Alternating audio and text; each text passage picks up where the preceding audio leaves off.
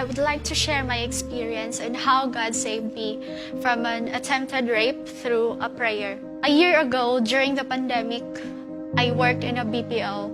So one time, itong nag-uli ko sa kadlawon, pag naog na ako sa van, nibaklay ko padulong sa amoa, na ay lalaki nga ning tabo sa kuha. O gihawiran ko niya dritso sa ko ang right nga arm. O nipakita niya nga na siya dala nga I speak. So at that very moment, I felt really in danger.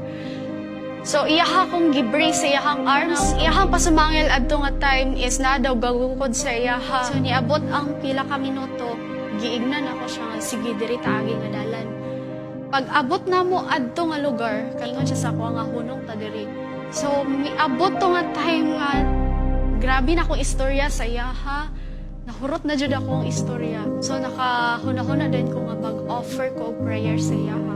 Pag ingon na ako nga mag-offer ko og prayer, yan na siya nga unsa man na. And dadto po day nga time kaya nga ako ang kuya kay sige nagpanawag sa ako. Of course natingala sila sa ako kay ngano wala po kauli. So nga to nga time ni ana tong laki nga ayaw na tubaga. So gikuha na ako ang phone. Ako gihapon siya gitubag pero gibutang na ako sa bulsa ang kato ang phone para dili niya makita nga gitubag na ako. Tsaka to nga time ningon ko nga sige magampo na ta ipiyong imong mata. So gihawiran ako siya sa iyang do kakamot while ga pray me og didto nagampo jud ko nga kanang Ginoo kung unsa may problema ani nga tao tabangi siya wi kapay ang kasing-kasing himuha siya nga panalangin sa uban.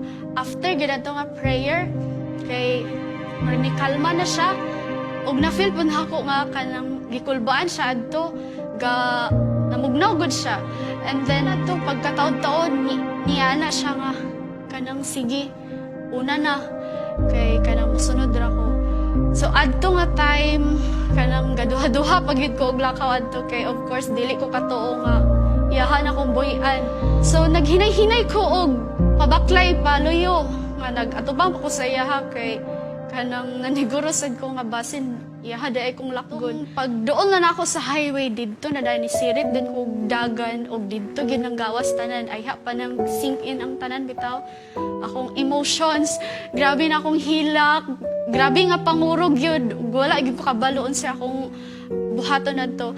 And then, grabe kayo to siya nga traumatizing nga panghitabo. But then, I am really thankful nga nahitabo to siya tungod kay nahimo pod siya nga testimony sa ubang tao.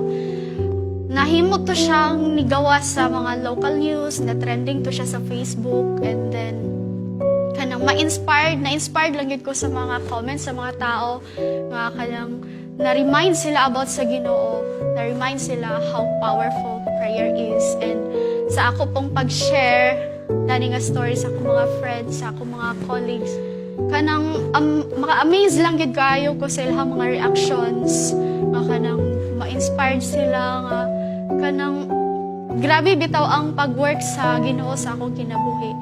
Giunsa ko niya pag-save ug ang isa jud nga nakapa-amaze sa ako nanto nga experience kay how God saved me by praying for that person. Ug naka-share pud ko sa iya kung unsa ta kapalangga sa Ginoo and how God is ready to change us and He really loves us.